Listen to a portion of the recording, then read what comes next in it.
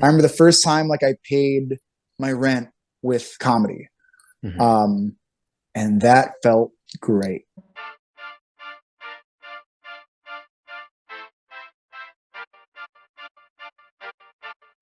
Real Talk with Star Scorpio, season 5, episode 5.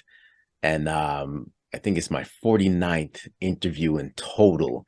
And I'm pleased to have my guest. He was a guest on season 1, episode 2. Erik Escobar, comedian from the United States of America. And he's here to chat it up for a while with me. So, Erik, welcome to Real Talk with Star Scorpio. How you doing today? Star Scorpio, it's been a minute. Happy to be here. We're on 5-5. We need one more 5. We got to put it in somewhere. We got to go. It's like the jackpot or something. But hey, man, it's a jackpot being here with you. Things are great. Super excited. Like I said, it's been a minute since we talked, but we're going to get into some comedy stuffs, and I can't wait. It's always a good time. Sweet.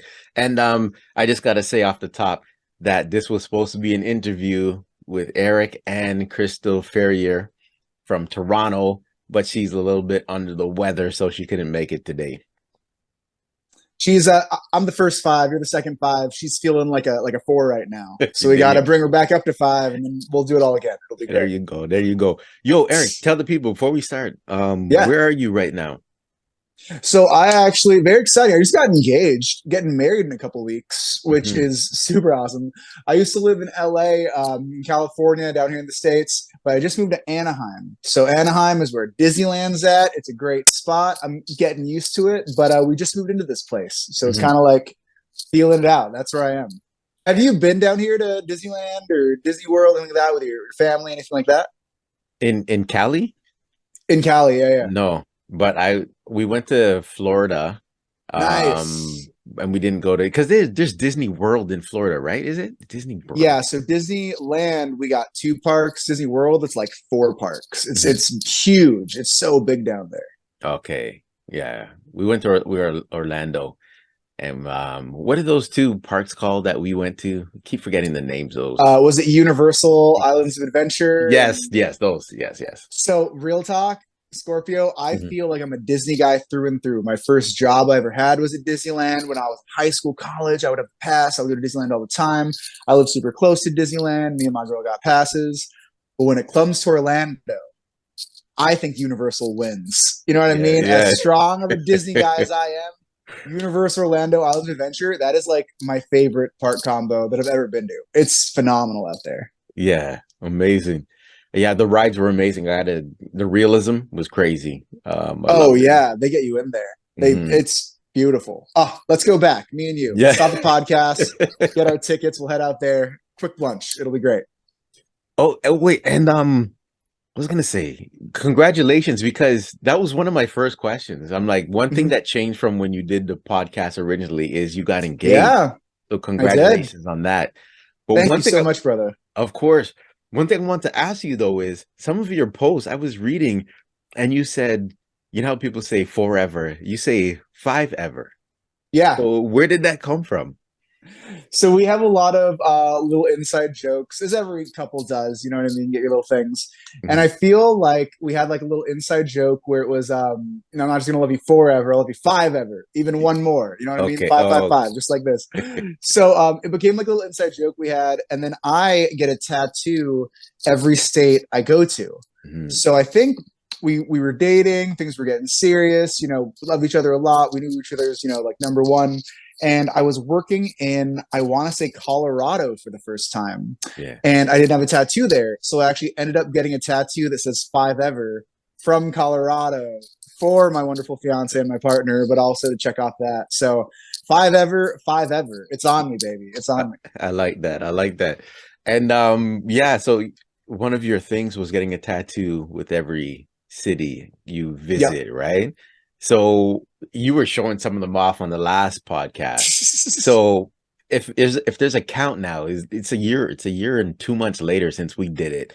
How many have you got since then? Because you would know, right? Since last September. I feel like I'm still under 30. Last time we spoke, I was probably around like, maybe like 24, I would say, 25. Now I think I'm about 28. Just about 28. It's a little over 30 because I also do other countries. So like I Yeah. worked in Tahiti and I got a tattoo there. I worked in Mexico, got a tattoo there. So it's one of those things where anytime I'm in a new state or new country, I get one. And I think the total number is about 30-ish, but in terms of US states, about Yeah. 28. Um, so yeah, I've probably got about four more, Mhm. five more. I've definitely been to places again where I've gotten a tattoo already. So I'm only gonna get one. I'm not gonna double up. Yeah. But Yeah. but in terms of new spots, yeah, probably I don't know, three, four, five-ish. Yeah. Okay. Mm-hmm. And I wanted you to share this with people. So before we got on the podcast, you were talking about what you were doing on another Zoom call. So can you share that Mm-hmm. with me? Because I like what you were saying. So I stopped you and I wanted you to share it in the podcast.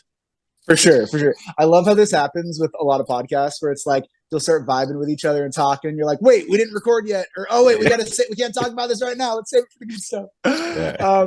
So I'm really, really honored to. I've been working with a nonprofit for years now. They're absolutely wonderful. And with comedy, I've taken breaks and stuff, but every once in a while I come back and with a new program this time. And it's an amazing nonprofit organization in Los Angeles. It's called the Unusual Suspects Theater Company. They're doing amazing work, absolutely amazing work. We actually work with underserved communities and communities who are incarcerated. So we work with youth who are, in the juvenile detention program, in detention centers, and we go in and we teach them arts workshops, improv workshops, theater workshops, and it's cool. It's super cool because for me, I feel like growing up, a lot of frustration I had is I didn't really have an identity. I didn't really know who I was. I didn't really know what I enjoyed. I didn't feel like I could do a lot of things well. And I really turned a lot of those things around through discovering the arts and discovering theater and being creative and discovering improv. Through doing that, I learned I have fun ideas. I could perform in a certain way. I could think of jokes. I could do whatever, and it makes me happy. It makes others happy. When you're a kid, you want that approval, you want that love, and if you never felt that, you do a play, you get on stage, and out of nowhere, 100 people are clapping for you and applauding for you.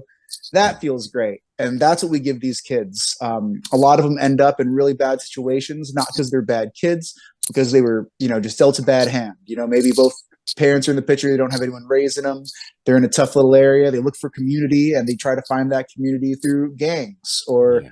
tough crowds, and they want that family, and that's the only way they can find it. And we're showing them, hey, you can feel that family, you can feel that community, you can do something amazing, but you're not getting into trouble. You know what I mean? You're doing it on a canvas or on the stage. Yeah. So it's beautiful. We have the kids write a play, then we bring in actors to perform that play, which is super cool because they'll be like, oh, I saw them on TV, I saw them in the movies, now they're reading my work. And then we get that play that they just performed and we'll actually turn it over to the kids. So we'll bring in lights, we'll bring in sound, we'll bring in costumers, we'll bring in tech, whatever they need so these kids can feel like rock stars, perform it out, and have a great time. I like that a lot, man. I think as kids, we need that positive influence in it, and it really um, gives you a direction in life that you might not have seen if you didn't have someone come in and guide you or show you things you didn't know. So I really appreciate you doing those kind of things, man. And I hope one day I can get to a level like that, not only donating to causes, Mhm. give back somehow to help out. I have a friend who's doing that right now with basketball, with kids, basketball camp and things like that, and That's awesome. it's pretty big. But yeah, kudos to you, bro. Thank you, man. I appreciate it. And what's crazy is I feel like a lot of these kids are so talented and they're so smart, Hmm. and they would be amazing being a podcast host. They'd be amazing being a DJ. They'd be amazing being a stand-up comedian. But a lot of them don't even know that that's possible. You know Yeah. what I mean? So Hmm. you come in and you're like, oh, I do stand-up. And they're like, oh, I know someone who does stand-up, so I can do stand-up. Or Right. even, especially down here, sometimes you'll see not a lot of like people of color in Hmm. stuff. And then you work with these kids and they're like, wait, you're Latino, I'm Latino. You're doing Yeah. that, I could also do that. Oh my God, you're Filipino, I'm Filipino. No Filipino. And it's cool to see like that when they see themselves in you and you can do it, so why can't they? It's absolutely beautiful. It's just opening their eyes. You know what I mean? You actually touched on that in our last podcast, Mhm. being a Filipino, because you're Filipino Mexican, Yeah, yes, I right? am. So you're talking, I don't know if it was Ron Jostle we were talking about, a Filipino comic from here, but someone we Mhm. were talking about, oh no, it was a comedian that you know. I can't remember his name right now, but he was kind of a mentor. Um, when you first started, and it was good to see that on stage because you're like, okay, Oh yeah, I remember this. I remember this. I think we were talking about Rex. Remember talking about there Rex you Navarrete? go. Yes, Yeah. Rex Navarrete. Also Yes. another great Filipino comic. It's wild because growing up, I didn't see a lot of not even Filipinos, just Asians in Yeah. comedy. Hmm. And then you see someone doing it, and you're like, "What? Like that's I can do that." You know what I mean? Yeah. It almost takes that little bit of connection to like feel that possibility. Hmm. And it's cool because we had to work with a lot of are going to work with Rex a lot now, and he's a great guy, and it's awesome. It's awesome. Yeah. Rex Navarrete. Yes. Mhm. Okay. You know what? We didn't do. There's two things we're gonna do in this podcast that we didn't do when I started in season one. I So love it. Let's mix yeah, it up. I didn't build a timeline for you, man. So now I like building a timeline. So Okay. let me ask that question so the listeners know. So where were you born and raised? I was born in Torrance, California, here in the States, 1990. Pretty much raised around that same area Torrance, Gardena, Carson, Compton. Grew up around there. And what's the next question? Next major move? No, it's school. Like, how did Oh, you, school. I got you. yeah, excel in school? But where did you move to? So you always stayed around the surrounding areas with the family and Yeah, so the South Bay of Los Angeles is kind of where I call home. It's Mhm. great. It's very diverse. You know what I mean? You got Redondo Beach, Manhattan Beach, Hermosa Beach, and you also got, like weird parts of Gardena and Compton. You know what I mean? Like we're Yeah. all kind of in the same like thing. But it was so great to grow up there because there was a lot of diversity where I grew up. It was amazing. You could go to the beach, you could go to movies, go to the arcade. It was a really beautiful little part of LA, and I'm Mhm. super grateful for it. Nice. And this is what I like to ask a lot of people in the arts or entertainment, comedians. What did you excel in school? Because I want to know if your school had an arts program. So we had drama. I love drama. And Mhm. were you also good in the maths and sciences? Did you excel in that? Or it was like, I don't like school that much, and you were just going the arts way? More the latter. I feel like math and science was super hard for me. I feel like growing up, I had like super crazy ADHD. I was always like squirrely and I couldn't focus. And I feel like things where it's like sit down and memorize, or here's like with math or science, like here's what this means. All right, this plus this plus this plus this.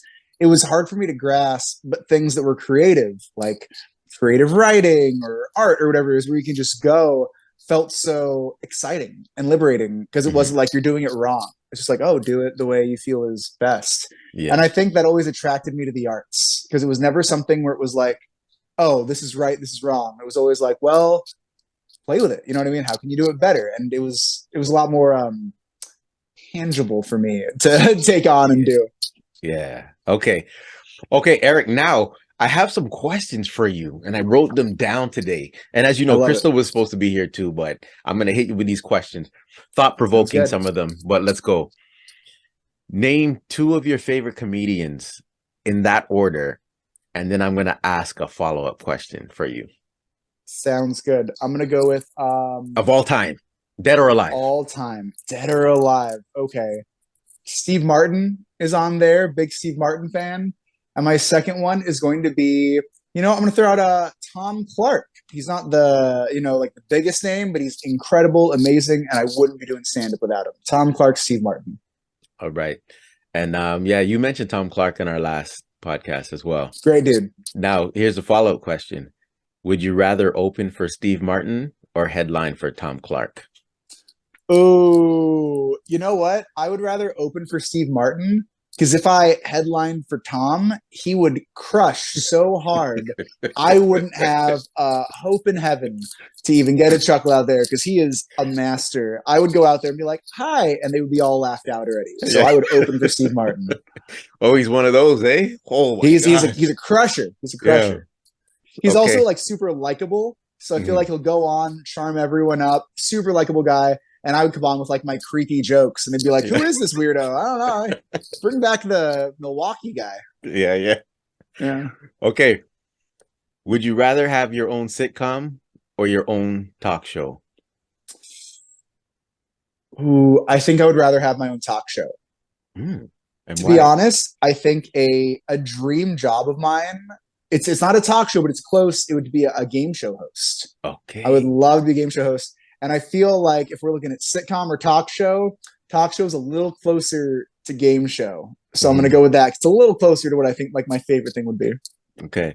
Yo, and speaking of that, before I get to the next question, Yeah. you do a lot, man. So just scrolling through your Instagram, it's Mhm. like there's flyers, just comedy performances here and there. And one thing I appreciate um from a lot of comedians like Crystal and you, and there's a lot of is the work ethic and the grind, and you just keep going. I just love it because I didn't have that in me. So I love what you're doing. But did I see you on I thought I saw you on a game show, but you're doing so many things. Tell me some of the TV appearances that you've had since we've talked, Totally. if you remember. You're right. The hustle never stops. You got to keep going, keep working. And I feel like the past couple of years, oh my lord, the past couple of years, I feel like I don't. It's weird because there are things that you work for. Let me get this date on the road. Let me headline this club, and there are things that kind of just work out. And Mhm. a lot of game shows have just worked out the last couple Yeah. of years. You know what I mean? Like I'm Yeah. hustling to get these stand-up things and these TV works and auditions, but like all these game shows are like, oh, this is great. So Mhm. I did a few this year. I did one called Person, Place, or Thing on Game Show Network. Super, super fun. I got to do one with Leia Ramini from King of Queens called People Puzzler, which Okay. was very great. Since then, I think I did Let's Make a Deal Mhm. not too long ago with Wayne Brady, who was a huge influence on Oh me man. because whose line is it anyway? Like brilliant improv guy. Um, and I'm trying to think of what else I may have done recently. I have one coming out. I can't talk about it, but I will say in the new year, keep your eyes peeled. Once it's out, I will share everything. I'll let Star Scorpio know, but I do have a new project coming out that's game show vibes in the next couple Oh, months. sweet. Nice to hear. It must be exciting. Like just when things fall into place, because Yeah, in any profession, it seems like there's that struggle where you're grinding, and it's the and I didn't ask you that either, which I want to ask you at the end. Some positive message for someone that's on that brink of giving up. But 100%. yeah, the grind, and it's nice because things start coming to you. You know what I mean? Your rewards start coming Mm-hmm. to you. You know what I mean? And then you just give it back to other people. So And yeah, then you got to spread the love. You know what I mean? Like, I love the phrase, a rising tide raises all ships. yeah, I feel like so many people in this game are backstabby and trying to compete and put one over on each other. And it's like, yeah, but what if we all just help each other out? You know what I mean? I Like, what if know. we all just hook each other up and a rising tide really raises all ships? You know, when it's good for me, it's going to be good for all those around me. When it's good for you, hopefully it's good for all those around you. So let's raise each other up. That'd be great. Yes. Thanks Yeah. for sharing that. I like that. Okay, here's another one. Mhm. This is just I want to get your insight on what you think, man. So you know there was a show called Pimp My Ride with Exhibit, right? Of course, of Okay, so course. they would take a beat up old car and you see what they do to it, from the rims to the system to the neon lights and everything. They put There's jacuzzis in it. I the got you. They deck jacuzzis it in it. all out. Yeah. Okay, Gordon Ramsay, chef, 5-star chef probably. Yeah. But on his show, MasterChef and also Hell's Kitchen, but MasterChef mostly, I see how sometimes he has an episode where he has products like under $10 and you have to make it a gourmet dish, right? Like a 5-star dish. So you're talking about corned beef and different things like that. And Exactly. then you excel it. Now, my question to you is, with comedy, have you reached that point where you can make your jokes 5-star in any setting, any venue, any crowd? Ooh, that's a great question. Um, you know what? I think one of the things that attracts us to comedy is I don't want to say all comics are broken, we don't have issues, but a lot of us have this ability in our brains to find what's wrong or find how we can do something better and improve upon it. Yeah. So I would say how a lot of comics get jokes is they get an idea. Oh, that's weird that people do that. Oh, I observed that. And why is the structure that way? And we see kind of what's wrong with it and we dissect it and we make it better. We make it Right. funny. And I think because of that part of our minds, I don't think any comic or very few comics believe that they can create a 5-star joke.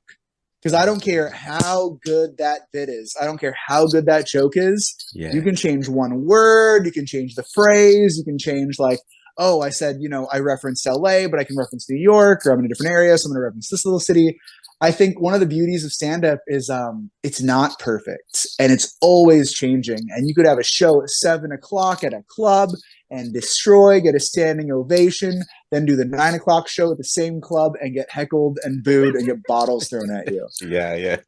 So because of it, I think I'm really grateful to have been in it for a while and know I can walk into any room and be like, you know what, I think I can make sure that they have a good time.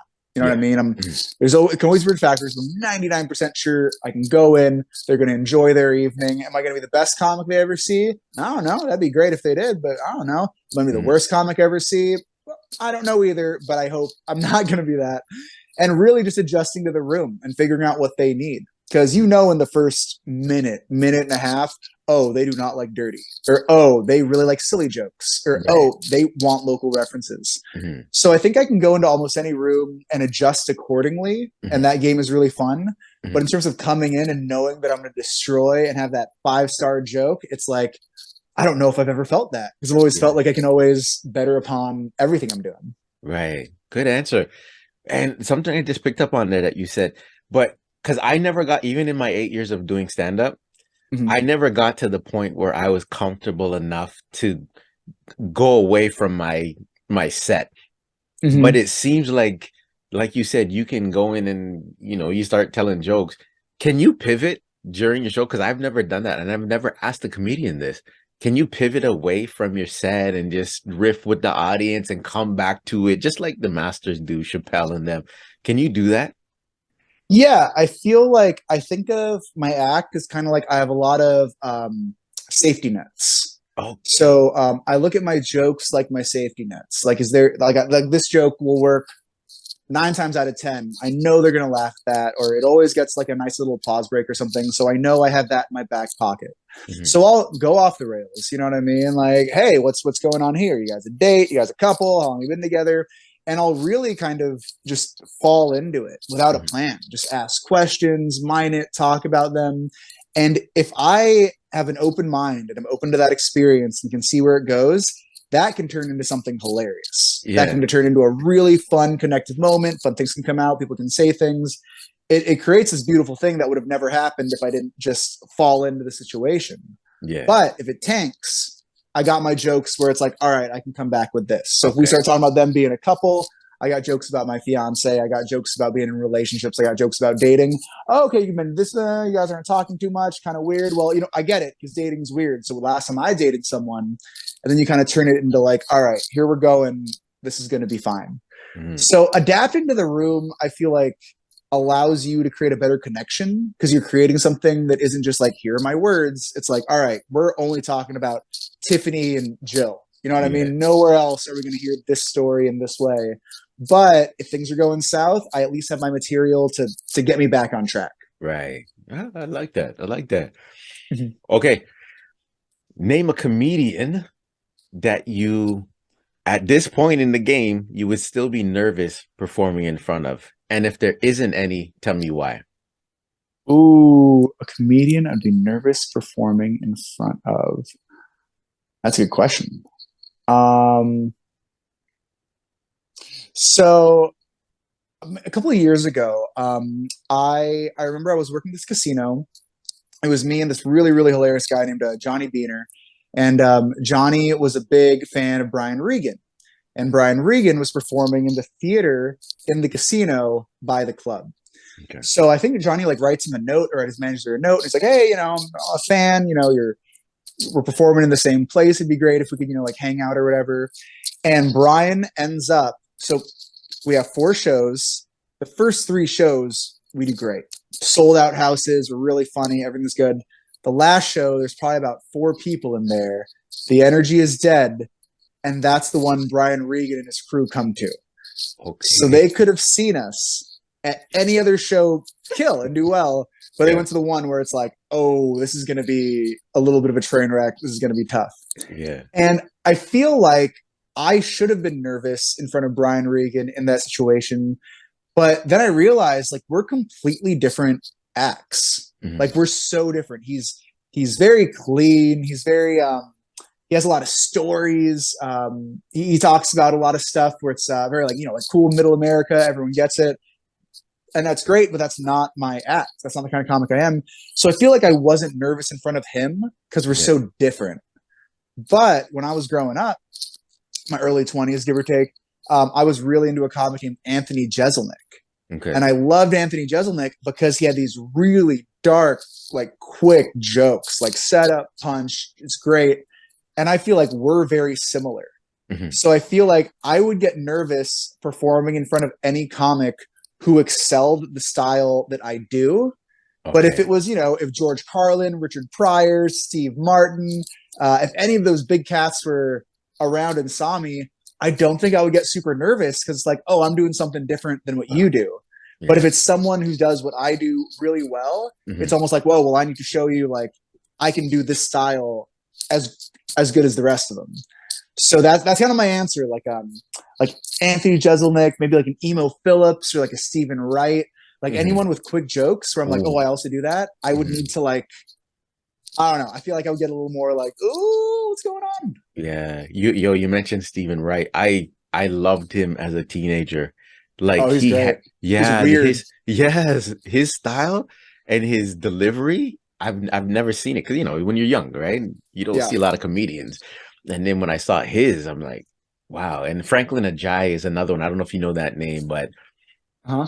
very funny guy, man. Very funny guy from back in the day. I Franklin think Ajayi.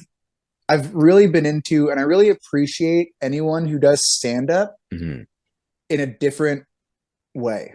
You know what I Yeah. mean? Like I'm all about like a lot of people will give kind of heat to the alternative scene and they're like, oh, it's too weird, it's too different. But it's like, yeah, through that weirdness, you can discover things that you wouldn't have discovered anyways. You know what I Hmm. mean?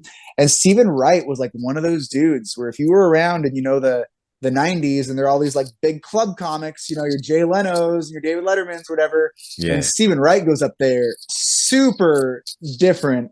Yeah. I'm all about that. Like the Yeah. weirder Yeah. you can take it, but still Yeah. make people laugh, 100% in. Yeah. Nice, man. Kudos to all the comics.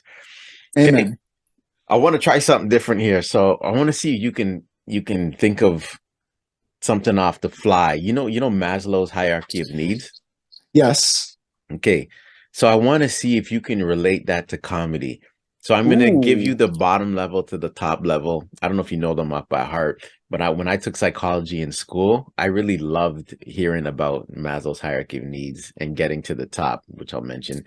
But I want to see if you can mention related to comedy. So Okay. the first one, psychological, we have basic food, water, shelter.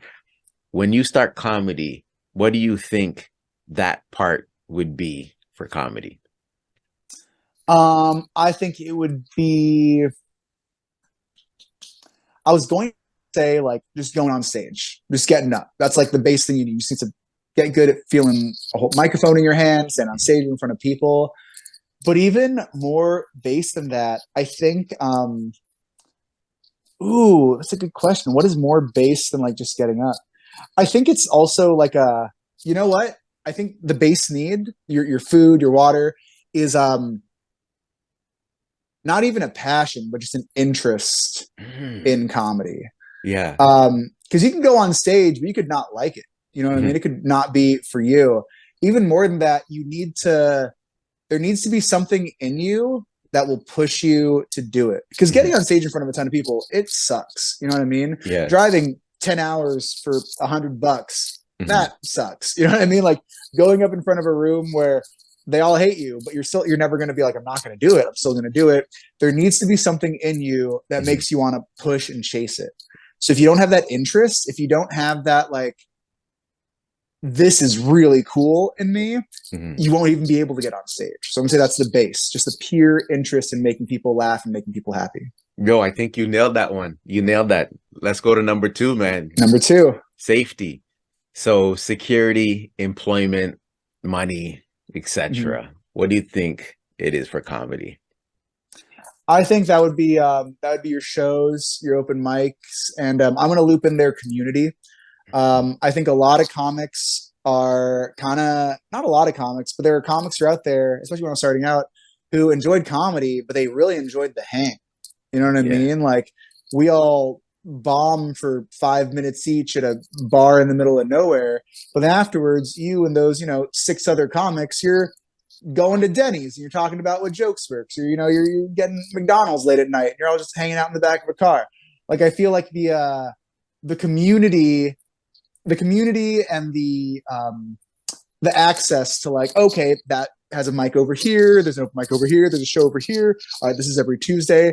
I think having those is Hmm. kind of like it's that second level. You know what I Yeah. mean? Like you need that. You need that, but you don't need it as much as the interest. You know what I Yeah. mean? Or Yeah. yeah, you got me. You got me. Yeah. Yo, you nailed it. That's number two. Eric, you're on a Mhm. roll here. I'm having a Now, great time. This is fascinating. okay, number three, social. And some of them could be the same, like Maslow's For hierarchy of sure. needs, but I want to see if you can spin it into the comedy. So you did level two good. So Mhm. social, the need for love, belonging, intimacy. How would you relate that to comedy? It's the relationship between you and the audience, Mm. straight up. I feel like stand up, I've always compared stand up to like having a job where if anyone who's listening has ever had a job where their boss specifically went out of his or her way to be like, hey, that project you did, great job. Or hey, that thing that you worked on, just want to let you know, you're killing it. You're doing wonderful. When you get that approval from someone who doesn't need to give you that approval, they don't need to tell you good job, but when they tell you because they sincerely mean it, that feels great. That is stand up times 300 Mm. because people are unconsciously, subconsciously having a visceral reaction of approval to where you know if you're doing well or if you're doing bad. And Mhm. I think when it comes to feeling that love, feeling that acceptance, like that is the comedy wave that we ride. You know what I mean? That is what we serve. That is like I know I'm doing great or I know I'm bombing and I really want to do great. And you feel different vibes. You know what I mean? There are chuckles, there are laughs, there are little tiny like there's guffaws, there's applause breaks, there's standing ovations. There's so many types of ways they can give approval, and feeling out how you can get the best approval is the best feeling in the whole world.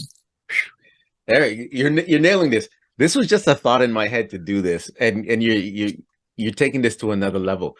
And I as I love it. speak at another level, Eric, we're going to esteem. So Mm-hmm. related to comedy, there's confidence, respect, and status.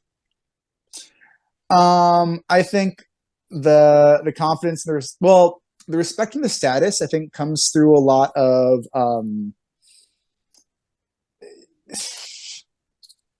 I feel like when you see someone doing well on stage, Mhm. even if they're bombing, there is a mutual respect and an understanding of like, that's a good joke. Like this audience kind of sucks because that woman, that guy just wrote an excellent joke.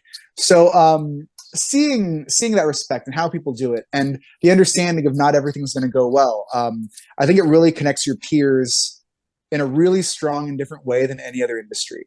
Mhm. Like I can meet any comic anywhere in the country or anywhere in the world, and we will have shared experiences. Oh, And I think those shared experiences really they emote a vibe of respect. You know what I mean? Like I get that. Oh, you did that kind of show. I've done that kind of show.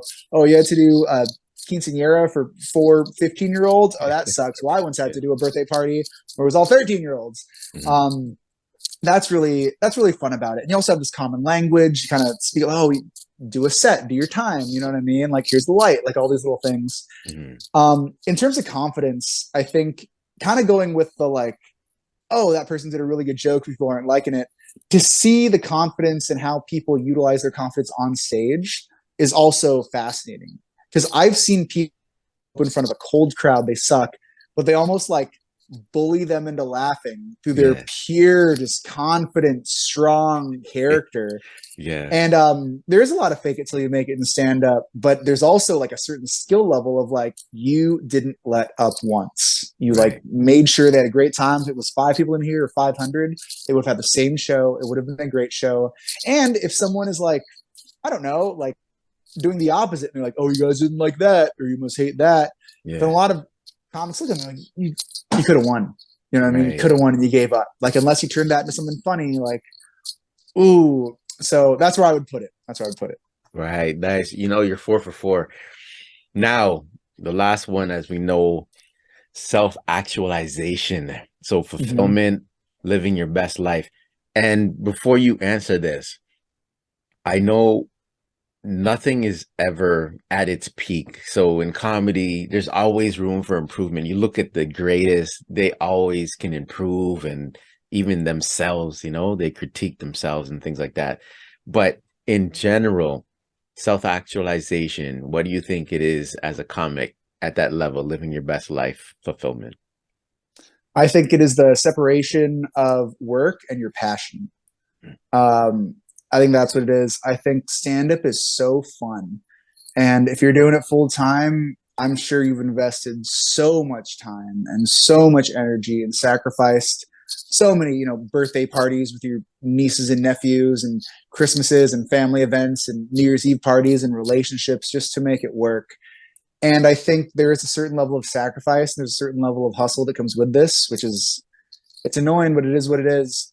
But when you get to a certain point, to be able to separate that stand up is work opposed to stand up is fun and like my life, I think is super, super important. I think it's easy to fall into the hole of stand up and never get out. You know what I mean? You fall into the road, you fall into the grind, fall into, partying super hard every night, fall into whatever it is. Like something's wrong with partying, you'll party responsibly. But sometimes I think people forget that it's a job. Right. And I think if you want to be a really successful comic, go 100% in, 100% in, but remember it's a job. You know what I mean? I think it's really important to take care of yourself, have self care. I remember before the pandemic, I was going hard every night, multiple times a night. When the Mhm. pandemic made me stop, I realized, like, oh my Lord, if I have an off night, that's okay. You know what I mean? If I take a Thursday off, like, and I'm super tired and super burnt out, like, that's okay because that makes me a better comic. Mhm. So really finding that balance between work and life is a thing that I think can make you even better than just going all in and like kind of blindly just being like stand up, stand up, stand up, stand up, stand up. Because then you don't get the perspective of things on the outside. Yeah. You did it, man. Eric's Hell yeah. hierarchy of comedy. Amazing. Boom, boom, boom, Mm. boom, boom. You actually touched on something. I wasn't even gonna like go there, but you did touch on the job aspect. I just wanted to Mhm. know, this is a question I had for both you and Crystal. So, because if I relate it to myself, when I started comedy, it's because I like making people laugh. I Of didn't think of it course. as a job yet, right? But there's a point where I was like, if I wanted to do this and sustain myself and my family, it becomes a job, and you start looking at it different with that business mind. And how 100%. can I monetize things and get money from it?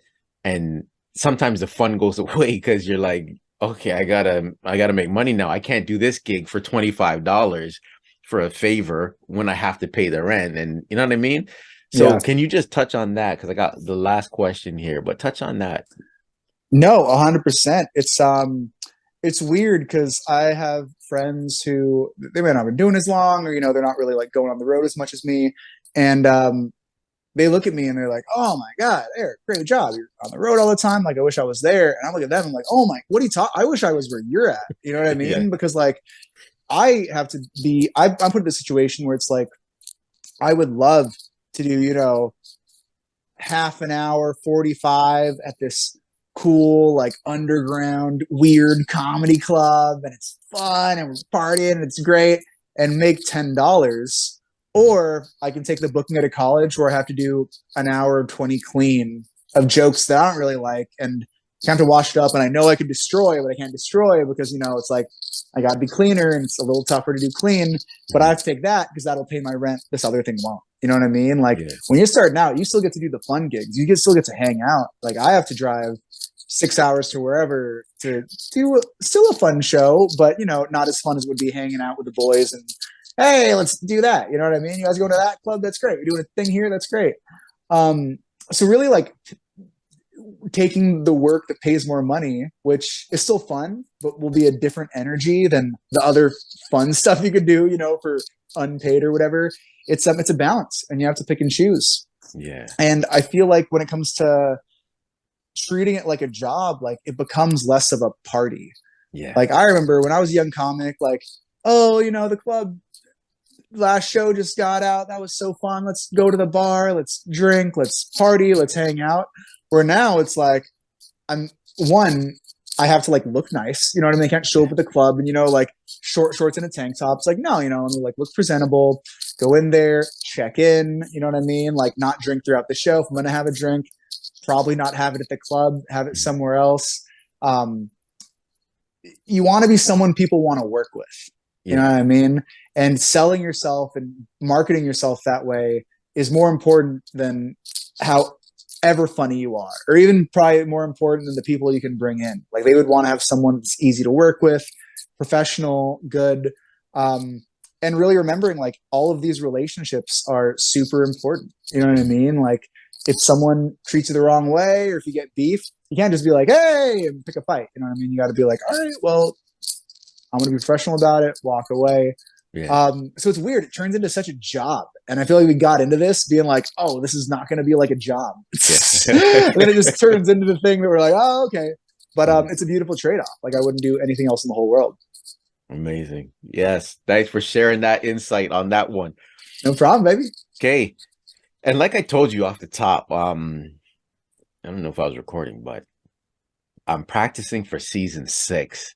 And I have a question that I'm going to ask you that we didn't ask because I didn't have it on season 1. So you're going to choose between 2 cards. But there's a question that I was contemplating asking because I didn't know how to word it. I'm like, but I really want to ask it. And I know this first one I'm going to ask you, some people say it, but I don't know about the second one.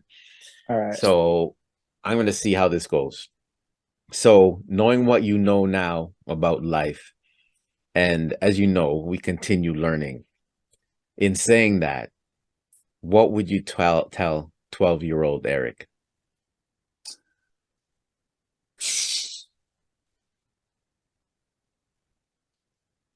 You know what? This is like the worst or best answer I can give. Nothing. Like I've lived such a fulfilling life. I like where my life is going.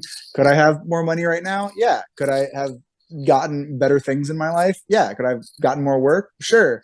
But I'm so grateful every day when I wake up of where my life is. I have my dream job. I can travel all over.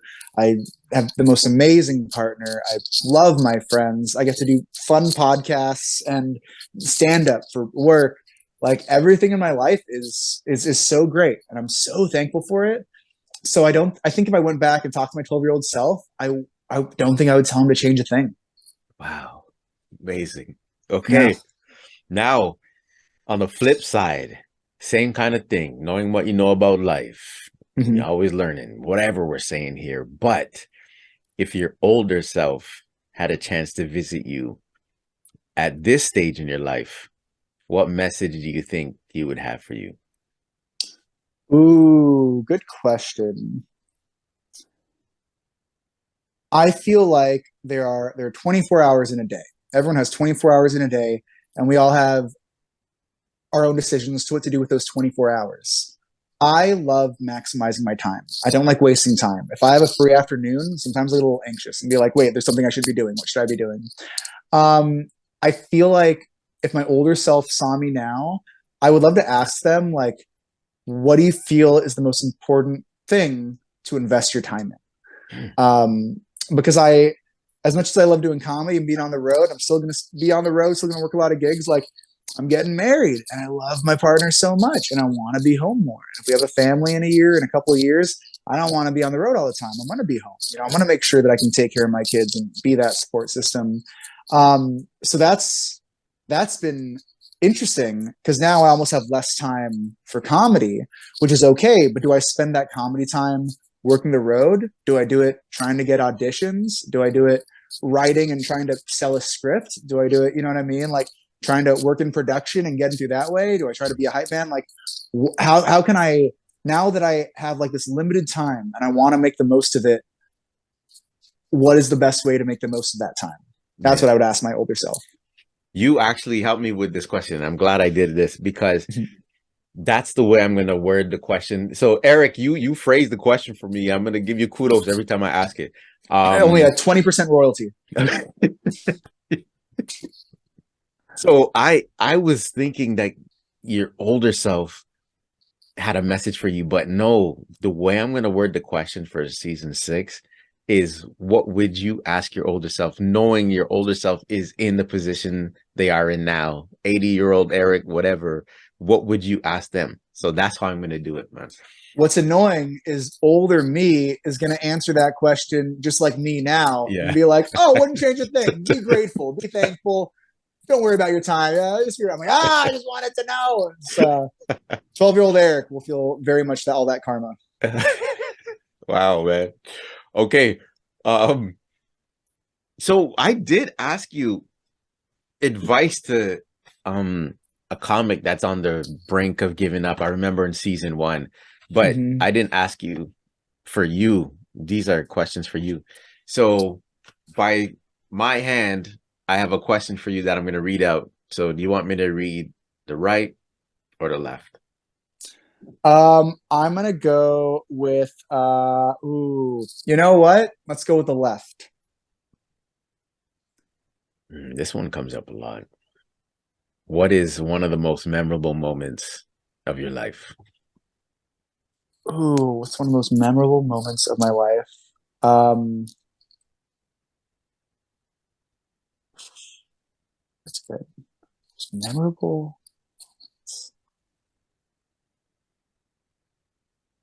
You know what? I remember getting paid to do a weekend. I think it was in Arizona. And I remember getting that paycheck, putting it in my bank account, and then paying for rent when I got home with the money that I made from the gig. I remember the first time like I paid my rent with comedy. Mm-hmm. Um, and that felt great. That felt I think one of the biggest achievements of my life is being so lucky. It's been a lot of hard work, being so lucky to be a full-time artist, be a full-time working artist. And I think that was such a tangible moment when it's like, oh, you're doing it. And I think that would be my answer. And meeting my wonderful partner, if she watches this, I love you, babe. Yeah. You're the most memorable. You're the happiest moment. The other thing, it's number 2. You're number 1, just in case she watches. She'll be good. Yeah. I like that. I like that. Perfect. Okay, Erik, we come to the point in the interview now. You're gonna let me know where I'm donating to. As you know, I donate to a charity, a cause, Yes. GoFundMe of people's choosing for season 5. So, do you have one that I'll be donating to? Ooh, I remember before it was like a balloon thing, but now I Yeah, decide. yeah, you decide. You know what? I can say the information, but the wonderful organization I work with, the Unusual Suspects Theater Company, they're the ones who go out and do arts programming and theater programming for kids who are incarcerated, underserved schools, schools without art programs. They have always been a big part of my life, a big part of my heart, and I'm always for adults and children gaining confidence, gaining a good sense of themselves, and loving themselves through the arts. So I'm going to pitch out the Unusual Suspects Theater Company. All right. What you got to do is just send it to me after the podcast, and I will donate to them. So I that's can just tell you me. their website right now. It's actually Venmo.com/ Erik Escobar.